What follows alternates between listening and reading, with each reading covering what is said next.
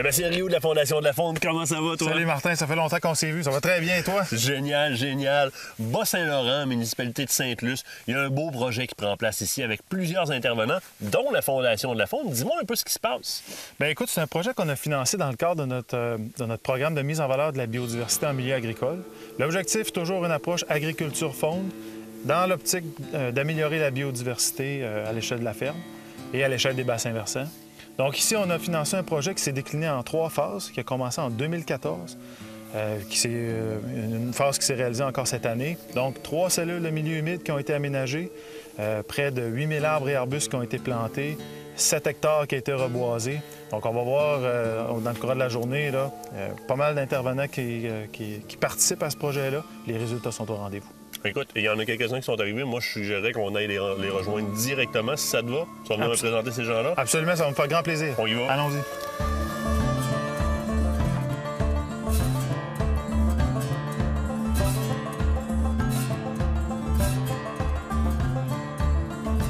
Monsieur Gagnon, vous êtes maire de la municipalité de Sainte-Luce.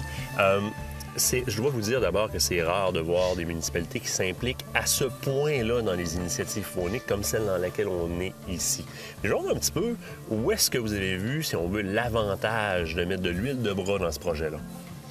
Bon, écoutez, d'abord, si on regarde le terrain, bassin versant, nos sources d'eau sont ici et sont orientées vers Sainte-Luce. Nous sommes en milieu agricole. Oui. Quoi faire pour protéger notre eau? Nous avons ici une eau exceptionnelle. Elle est souterraine. On travaille avec les agriculteurs, avec des spécialistes, des agronomes. De quelle façon on est capable de collaborer pour faire en sorte qu'au lieu d'avoir des usines d'épuration à coût énorme, on puisse protéger la nappe phréatique. Et faire votre filtration carrément par le couvert végétal. Je dois vous dire que c'est un objet de fierté. Parce que, en plus de protéger nos sources d'eau potable, on est prêt de développer ici, au niveau ornithologique, un milieu sur superbe. Le plan faunique, c'est incroyable ce que vous faites. Et, là, et merci à la Fondation de la Faune aussi, hein, de collaborer au projet. Eux aussi mettent beaucoup de... Mais la municipalité met littéralement des sous là-dedans. 75 000 par année. De dédommagement aux cultivateurs qui veulent bien embarquer dans le projet. Chôlage, ça, c'est à mettre en lumière. Et c'est un placement. C'est pas une dépense. Littéralement. Voilà. Littéralement. Monsieur le maire, je vous félicite et je vous remercie pour la pérennité, non seulement des espèces ici de votre eau, mais des jeunes qui vont pousser dans votre municipalité. C'est un plaisir de vous recevoir. Super. Merci.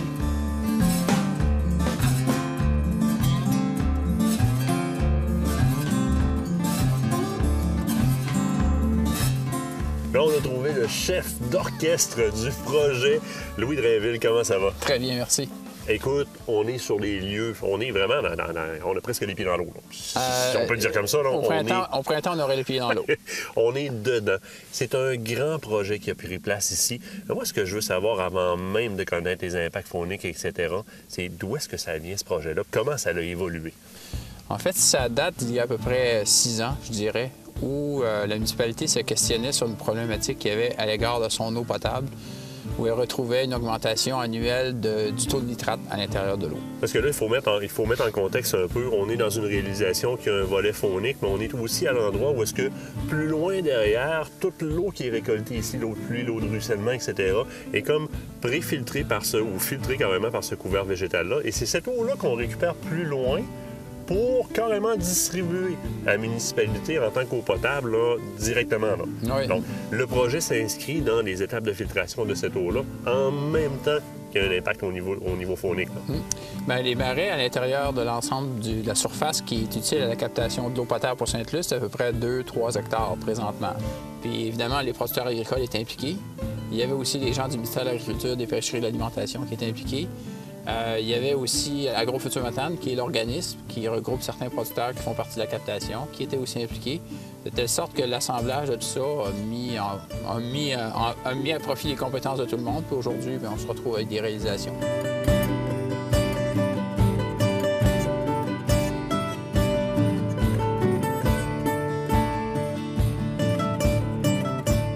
que tu es active au niveau de terreau, tu es responsable principalement de tout ce qui s'appelle, on pourrait dire, plantation, quand vient le temps d'aborder la bande riveraine, les brisements, etc. Moi, je veux savoir, dans le projet dans lequel on est présentement, qu'est-ce que tu as fait? Si, en fait, moi, j'étais responsable de l'aménagement des bandes riveraines du 3e étang qui a été fait, qui est aménagé cette année, donc, et d'une haie brise-vent sur le haut du talus. Fait que dans le fond, c'est un peu planifier les aménagements, la sélection des arbres, le nombre d'arbres, puis rendu à l'automne, dans le fond, la plantation, la mise de copeaux, tout ça. Fait que ici, dans le fond, on a principalement de l'érable argenté, du cèdre, parce que c'est des espèces qui sont bien adaptées dans une zone humide, qui vont bien, les pieds dans l'eau sont bien à leur place. On a un petit peu de fruitiers, d'arbustes fruitiers de l'autre côté, sous les lignes de haute tension, là, où on ne peut pas mettre d'arbres porteurs. Puis ça reste des fruitiers qui seraient quand même plus adaptés au milieu humide et qui, comme ils sont producteurs de petits fruits, deviennent une source de nourriture pour les animaux, les oiseaux. Effectivement, pour la faune de manière générale. Oui, voilà. Noémie, évidemment, on appelle les grandes haies brise-vent, on peut figurer facilement à quoi ça sert, mais l'ensemble, le reste là, de la plantation des bandes riveraines, etc., ça va être bénéfique à qui ou à quoi et comment?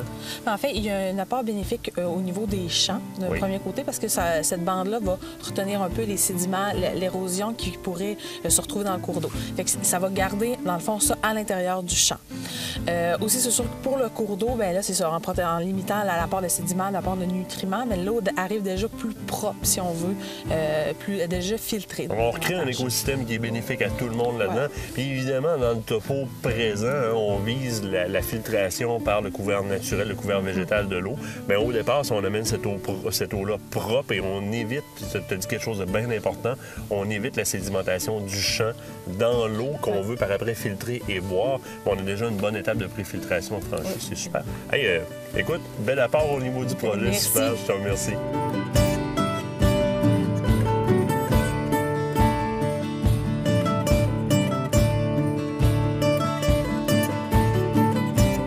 Louis, on le voit, puis on peut pas mentir, on est en plein milieu agricole. Hein. Je veux que tu me parles de l'impact faunique du projet dans lequel on se trouve. Bien, essentiellement, ce serait relativement simple à résumer. On est dans un milieu agricole à l'intérieur duquel on a des cultures, des champs à culture, à l'intérieur duquel où la biodiversité est relativement limitée, une biodiversité à caractère agricole. À partir du moment où on rajoute de l'eau, bien là, on rajoute toute la sauvagine, on rajoute l'ensemble des espèces qui nécessitent la présence d'eau, les grenouilles. On a dénombré 22 espèces d'oiseaux à peu près. Finalement, toutes les bébites qui ont besoin d'eau pour boire, se nourrir. Donc, ça touche pas mal de monde. Puis, ce qu'on regarde, nous, moi, comme agronome aussi, c'est le lien potentiel entre ces milieux-là et les champs agricoles autour. Oui. Parce que, bon, d'un côté, il y a du canola, de l'autre côté, on a de l'avoine. Le canola a besoin de pollinisateurs, donc il y a des insectes qui vont sortir d'ici, qui ont besoin de nectar, qui vont aller dans la culture de canola juste à côté, aller manger, finalement, et venir se reproduire. Donc, en même temps qu'ils vont le marais va être utile pour eux autres. Ils vont pouvoir aller se nourrir et s'assurer d'améliorer le rendement du producteur agricole, qui est juste autour. Dans toutes les surfaces, on a même pensé à aménager aussi un air pour un apiculteur. Alors, c'est un bénéfice important pour la faune.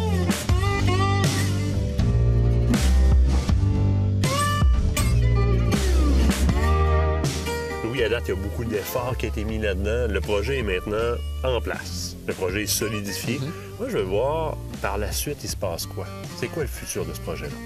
Bien, évidemment, présentement, bon, on a vu plusieurs étangs, plusieurs aménagements. On a la collaboration actuellement d'environ 4 producteurs agricoles qui font partie de la captation. Nos efforts sont aussi de soutenir nos recommandations par des données. Et de le soutenir par des données, mais ça nous amène à pouvoir convaincre éventuellement d'autres producteurs agricoles à embarquer dans un projet semblable. Je peux comprendre un producteur agricole, la réticence qu'il peut avoir compte tenu, dans certains cas comme ici, M. Chénard, qui est incroyable, il accepte lui des pertes de surface en culture.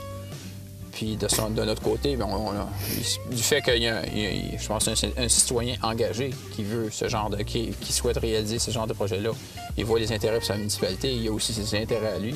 Mais de notre côté, a priori, ça te prend des personnes qui ont un âme assez élargie, là. Il y a des partenaires qui sont entrés là-dedans, Louis, qui ont donné un coup de main à ce que ce projet-là existe. Quels sont-ils? La priorité, c'était la municipalité de Sainte-Luce. Deuxièmement, je vous dirais, Agrofutur Matane, en collaboration étroite avec la Fondation de la Faune du Québec, mais jumelé à ça, le ministère de l'Agriculture.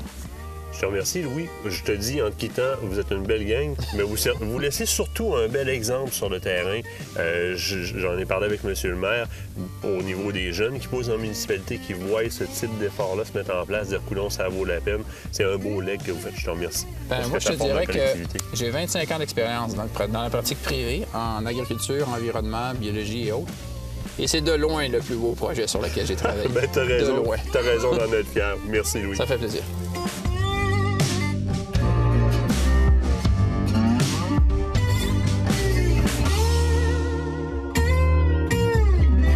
Sébastien, on a un superbe exemple de ce que peut donner la mise en valeur, la synergie d'abord de tous les participants dans la mise en valeur d'un projet. On est dedans, là. Ça en est un bel exemple, ça.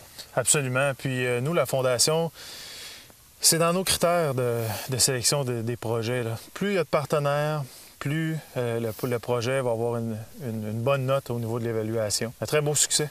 Oui, absolument. Puis écoute, il faut communiquer avec la Fondation de la Faune. Je veux dire, vous avez des outils pour aider ces gens-là. Absolument, que les gens n'hésitent pas à communiquer avec nous. Nous, on a tous les outils, on peut les guider, on peut leur faire part des expériences antérieures, etc. Tous les acteurs du milieu agricole peuvent nous passer un coup de fil, ça va faire plaisir de répondre. On a un programme qui est spécifique pour ça, le programme de mise en valeur de la biodiversité en milieu agricole. C'est un programme qui est permanent chez nous. Il est là pour rester. On attend vos appels. Sébastien, c'est un plaisir. Toujours un plaisir. On se reprend quand tu le veux. Merci, mon ami. Absolument. La Fondation de la Faune du Québec est fière de vous avoir présenté cet aménagement faunique.